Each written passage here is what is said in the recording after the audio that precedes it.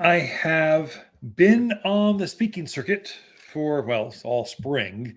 This week you kind of peaked. Like everyone wants you to speak right at Mother's Day.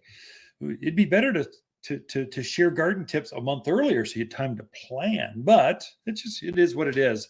A big shout out to Hidden Valley Ranch. You gals were a hoot. It was fun. The gals get together at the clubhouse, and we were talking about hummingbird and butterfly plants that the javelina and deer don't bother. Now, out there, they're in the thick of the forest up White Spar. And so it's a very active community surrounded by the forest. There's animals every place. The Monday Club. You all were fun on Monday, of course. And so they've been meeting since I think it was 1878 or something like that. Sorry, ladies. Didn't mean to get that wrong. This is the very first women's club to get together in the state of Arizona back before we were a state. And they got together to make our community better. You got to love that. And they wanted a library. So if you wanted a Prescott library, that got started because of the Monday Club. Went out to share some garden tips with them. Again, butterflies, and they wanted some more tomato stuff. And so what a pleasure. What a delight. Thanks for having me out. Who else? Oh, the Senior Referral Network.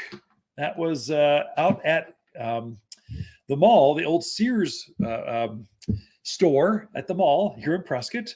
They got together with all of the folks that take care of seniors, from hospice care to doctors and dentists and massage and insurance, and how do we help folks that are with Medicare and get better care.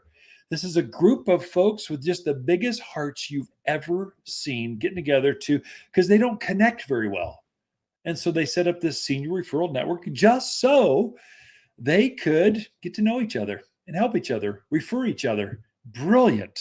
And I came out there because, well, I was invited because I'm noted in this central Quad City areas as a networker, community supporter kind of person. So I went out and I wore my sequin shirt and my glow in the dark shoes representing the Boys and Girls Club. Did my thing because you got a lot of companies there. So I'm looking for sponsors. And so I walked in with my sequins and I turned on my shoe. I've got glow in the dark high top sneakers that are bright, shiny, like fluorescent blue.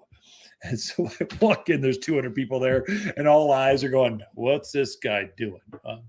I'm promoting Dancing for the Stars, the Boys and Girls Club.